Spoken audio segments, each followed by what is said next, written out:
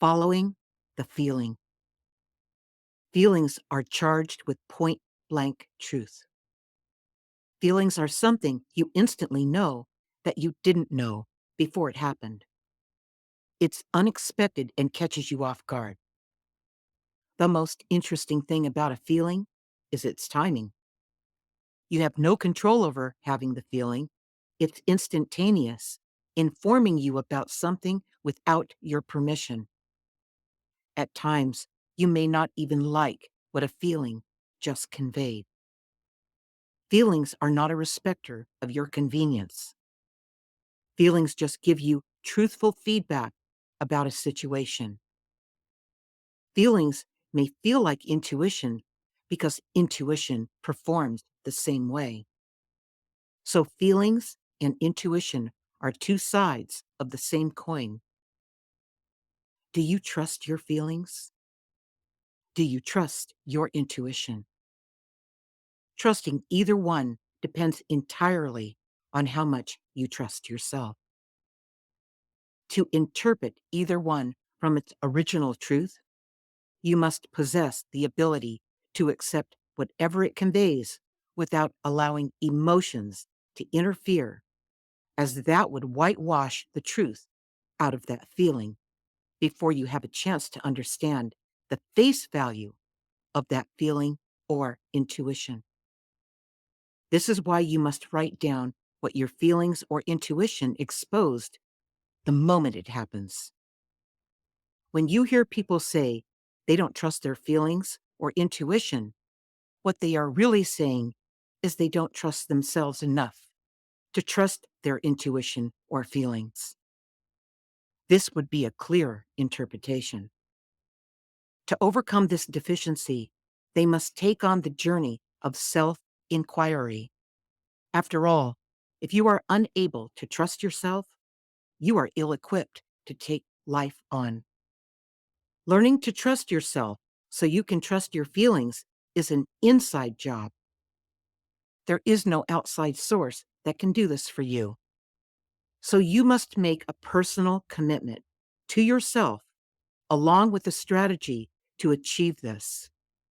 From my own experience, I suggest you carve out 15 minutes a day, preferably before bedtime, to write in your journal about a feeling you had that day that was unusual or out of the ordinary. You will need quiet time with no interruptions to do this effectively. Since you don't trust yourself yet, expect your early writings to be unpolished and shallow, but that won't last long. So just hang in there and stay consistent with your bedtime journal writings.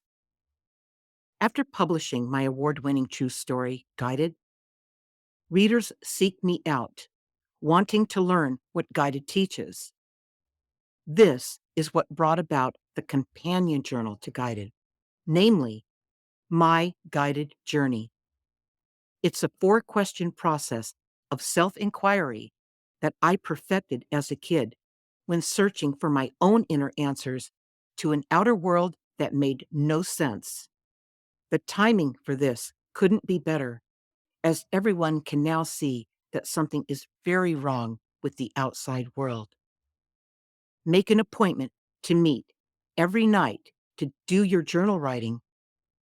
It won't be long before you realize that you are not alone as you start having a conversation with someone other than you, but it will feel like you.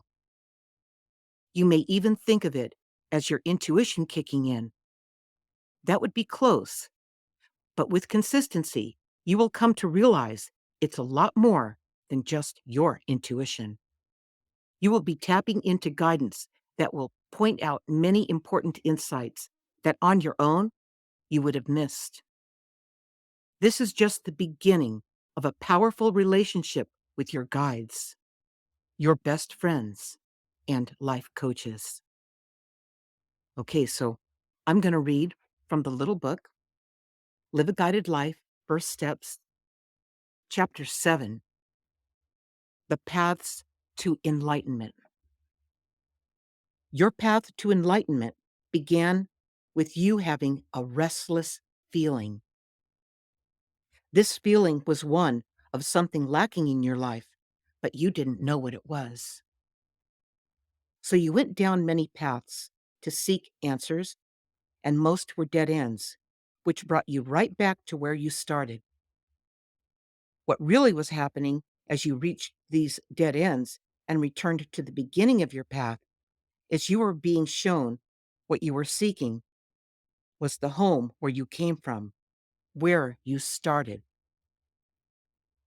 We came with you on this life journey and watched you get lost. We are called your spirit guide angels for a reason, as we provide the guidance to you to get you home, where you began, so you can successfully navigate this journey. This is where you began before you started looking. And this part's from me, how it works. There are no secrets, no gurus that have your answers, no holy grail. Only you have your answers. Seeking answers did not satisfy you because they were not yours. No wonder you kept looking. That's the good news. Now that you realize all the time you've wasted, here's your shortcut. Return to where you began before you started looking. That's where you will find yourself and uncover your purpose. Okay. And just remember, you have help. You are never alone and always being guided.